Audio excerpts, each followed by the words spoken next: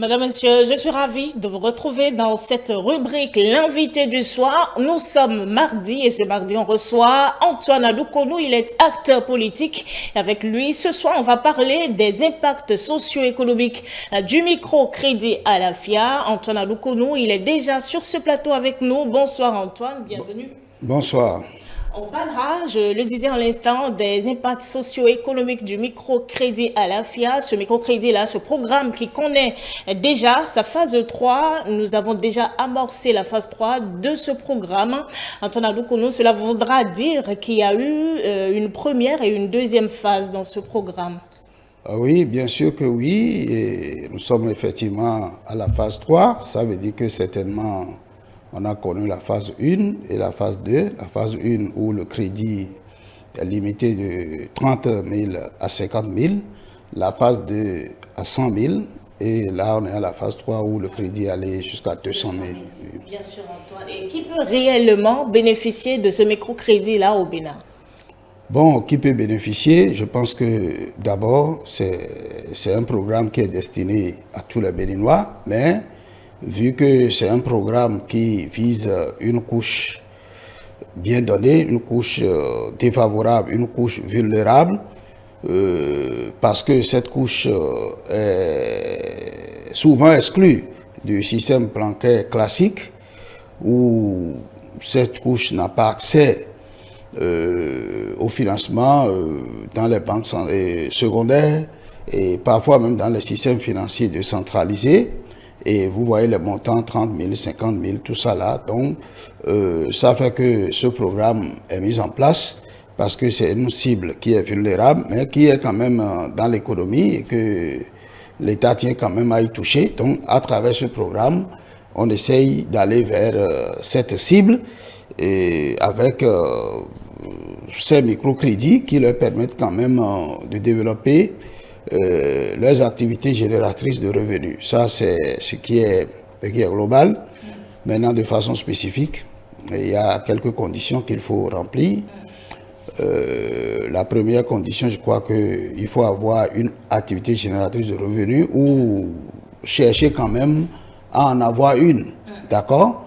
Il faut être de nationalité béninoise, avoir une bonne molarité. Ça, là, c'est clair. On ne peut pas donner de l'argent à quelqu'un qui ne sait pas ce qu'il veut en faire. Il faut avoir une bonne moralité, il faut avoir une pièce d'identité, il faut avoir une pièce d'identité, il faut avoir un compte mobile money, ou Move, puisque le système il est digitalisé, pour qu'on puisse faire les transactions en termes d'emprunt et de remboursement.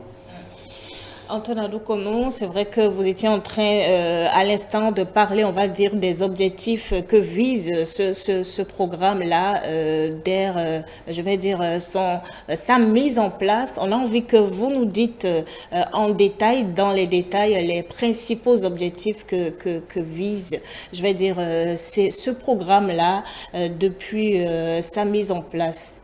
Parce que forcément, ce sont des études qui sont faites, qui sont menées pour pouvoir en arriver à mettre en place ce programme qui, ma foi, vous l'aviez rappelé également, aide plus d'un à pouvoir se prendre en charge et puis à pouvoir être autonome.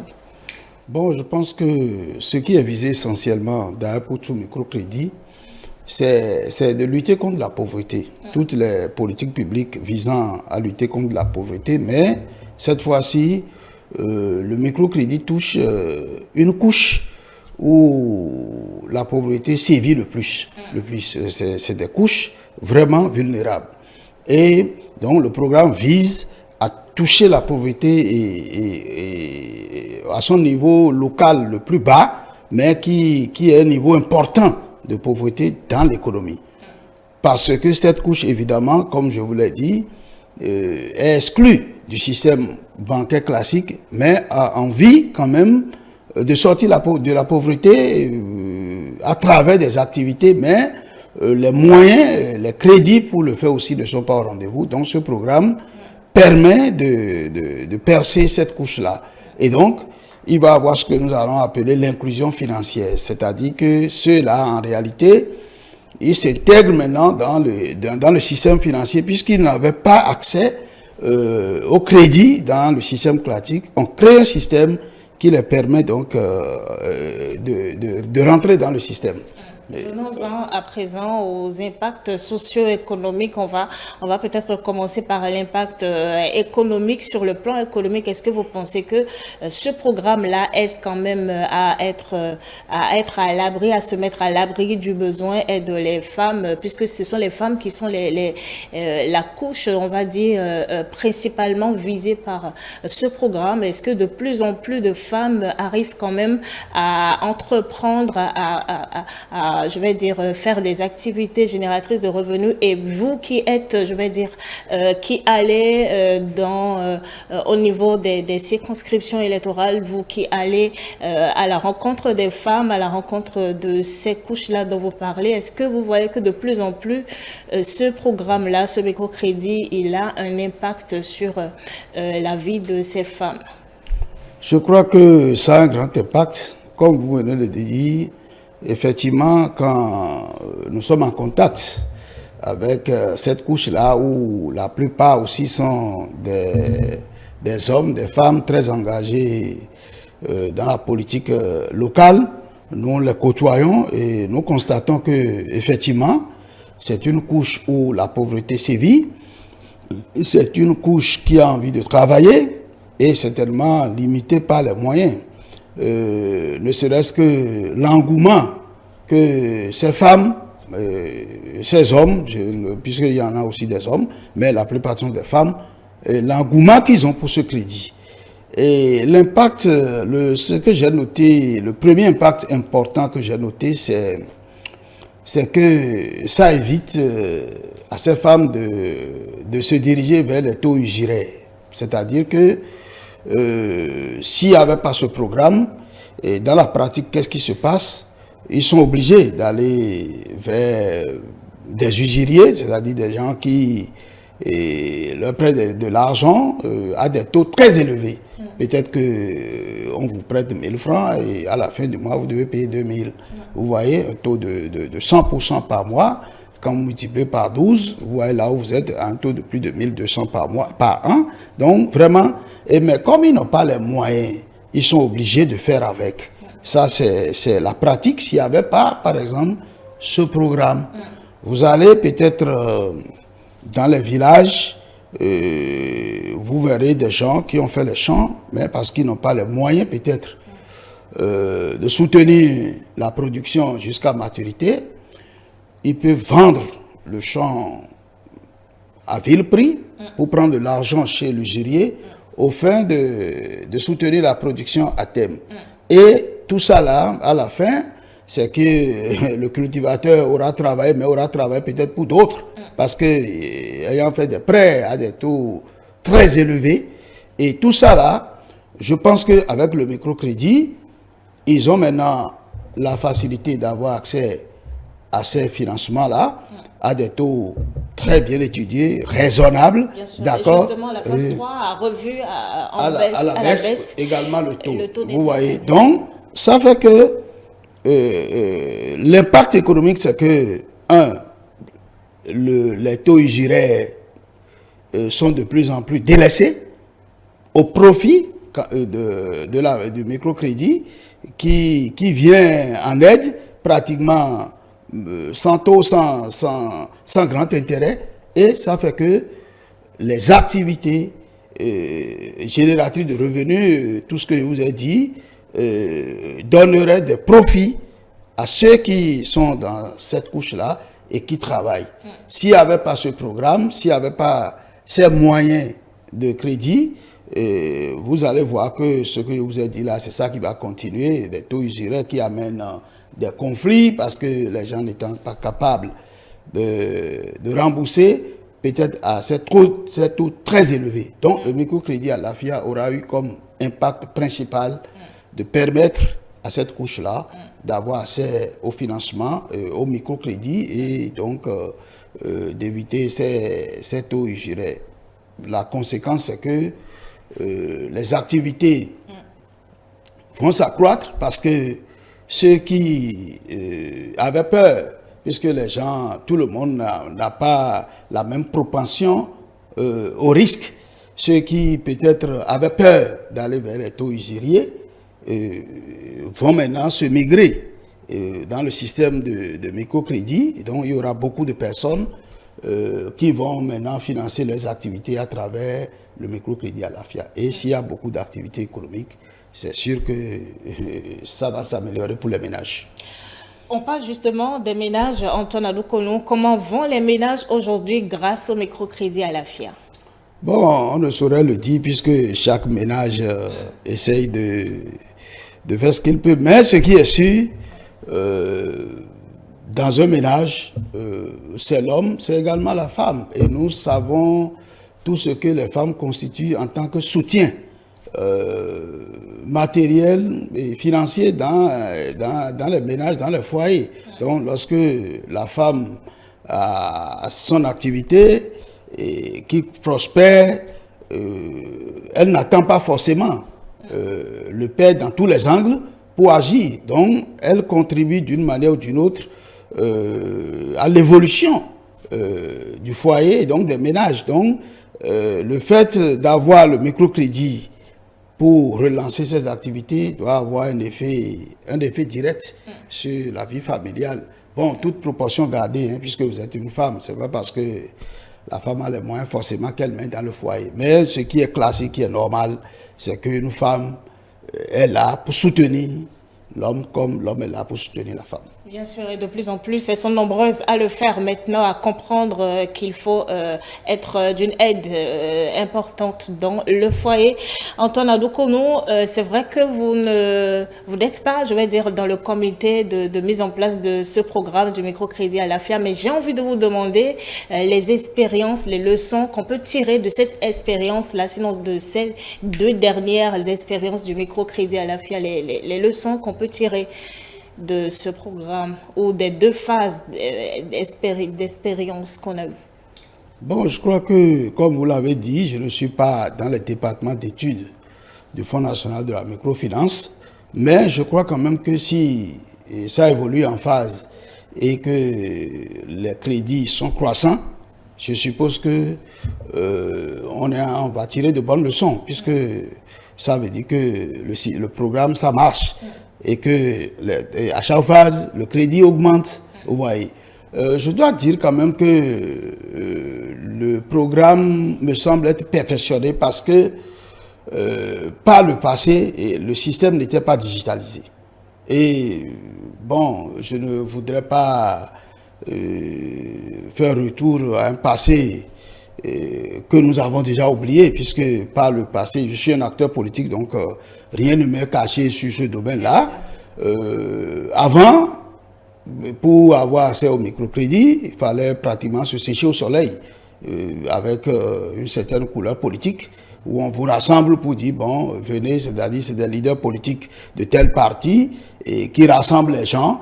Et en même temps, on fait le microcrédit, en même temps, on fait la campagne électorale. C'est ce que nous avons assisté, bien sûr, parce que en ce moment précis, c'était pas digitalisé. Il fallait venir et puis prendre de l'argent en monnaie cash comme ça. Aujourd'hui, avec la digitalisation, je crois que d'abord, le remboursement est plus sûr. Parce que vous remboursez par les systèmes de mobile money et autres.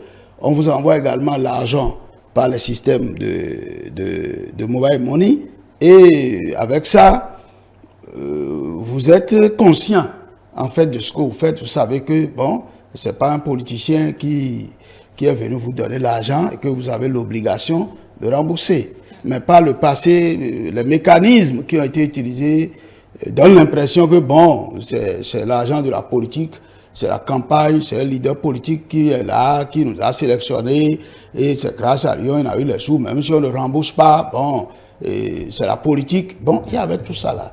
Donc aujourd'hui, avec la digitalisation, il y a plus de sérieux et certainement les remboursements sont au rendez-vous. Et quand il y a remboursement, c'est que le programme va évoluer. Et la preuve, c'est que on est à la phase 3 où on est à près de 200 000 francs de microcrédit. Et vous qui côtoyez les bénéficiaires, on va dire, est-ce que vous les entendez se plaindre? C'est vrai que la phase 3 a revu le taux d'intérêt à la baisse et puis il y a augmentation de l'argent. Mais est-ce qu'ils ne vous disent pas, par exemple, qu'il faudrait améliorer un certain nombre de choses au niveau de ce programme? Donc, vous savez, vous l'avez dit tout à l'heure, ceux qui sont au Fonds national de la microfinance et dans les services financiers décentralisés, c'est eux qui ont quand même des données fiables, parce que c'est eux qui évaluent au fur et à mesure le système, c'est eux qui ont des données fiables pour pouvoir apprécier. Mais je dis quand même que qu'est-ce que l'homme veut toujours avancer. C'est sûr que dans ce qui se fait, tout n'est jamais parfait, c'est-à-dire qu'il peut y avoir quelques plaintes, mais vous savez, avec la digitalisation, c'est le plus ce que je vous ai dit. Donc, on ne sait même plus qui prend, qui ne prend même pas. D'accord? Donc, c'est ceux qui sont dans le système qui ont les données, qui connaissent réellement les bénéficiaires. Aujourd'hui, c'est digitalisé. Quelqu'un qui est à côté de vous, qui prend le crédit, s'il ne vous le dit pas, vous ne saurez pas. Mais, ce que j'entends souvent, c'est que les femmes même disent que maintenant, ça se fait sans la politique. Les gens prennent le crédit sans avoir une connotation politique, sans se dire que, bon, c'est parce qu'il y a tel leader politique que j'ai pu l'avoir. Deuxièmement, j'ai pu comprendre que certaines femmes que j'ai eu la chance de rencontrer disent que, bon, pour le moment, c'est bien parce que on ne soudoie plus les gens. Dans le système d'alors, parce que quelqu'un doit t'appeler, quelqu'un doit t'orienter, quelqu'un doit te dire de venir, et de former tel groupe, de faire ceci, de faire cela, bon, la corruption passe parfois par là, et comme vous sentez obligé de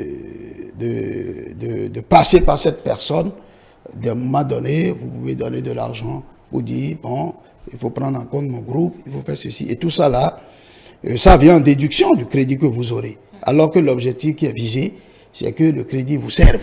D'accord? Maintenant, quand le programme est digitalisé, bon, tout ça là, ça c'est le plus dedans. Donc, ça fait des gains gagnés. Antonin Doukonou, il est vrai que ce programme, ce microcrédit profite à plus d'un et on a vu qu'il n'y a pas assez de plaintes, vous ne recevez pas assez de plaintes par rapport à la mise en place et à la mise en application et en vigueur de ce programme-là. Mais selon vous, Antonin Doukonou, comment on peut articuler le microcrédit à la FIA avec d'autres politiques publiques, emploi, entrepreneuriat, agriculture par exemple, pour maximiser son efficacité au Bénin? Bon, je crois que ça se fait bien parce que vous avez parlé de l'entrepreneuriat et je crois que le programme évoluant, certainement on ne va pas s'arrêter à la phase 3, peut-être qu'il y aura la phase 4, la phase 5, où on souhaite que le crédit soit porté plus haut, pourquoi pas aller jusqu'à 1 million, pour permettre quand même aux micro-entreprises d'entreprendre quelque chose. Et quand on parle des petites et moyennes entreprises, ça veut dire déjà que c'est des emplois, c'est des petits emplois qui sont créés.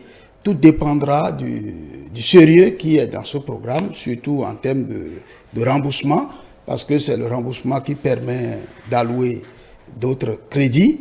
Donc, à partir de ce moment, je dirais que déjà, avec les activités génératrices de revenus, c'est quelques petits emplois quand même qui sont créés, qui sont générés parce qu'on a envie de créer, on n'a pas les moyens. Dès qu'on a les moyens, on commence par créer. C'est quelques petits emplois qui sont créés. Maintenant, si les montants sont élevés, on aura certainement à développer beaucoup d'entreprises, de petites entreprises et pourvoyeurs d'emplois. Antonin Loukoumou, nous sommes déjà à la fin de cette interview. Merci de nous avoir gratifié de votre présence, madame, monsieur. Avec lui, justement, on a parlé des impacts socio-économiques du microcrédit à la FIA, ce programme qui connaît déjà sa phase 3, où le taux d'intérêt de remboursement est revu à la baisse et puis le montant est passé à 200 000 francs. On espère que ce numéro de l'invité du soir vous aura plu. À bientôt, madame, monsieur.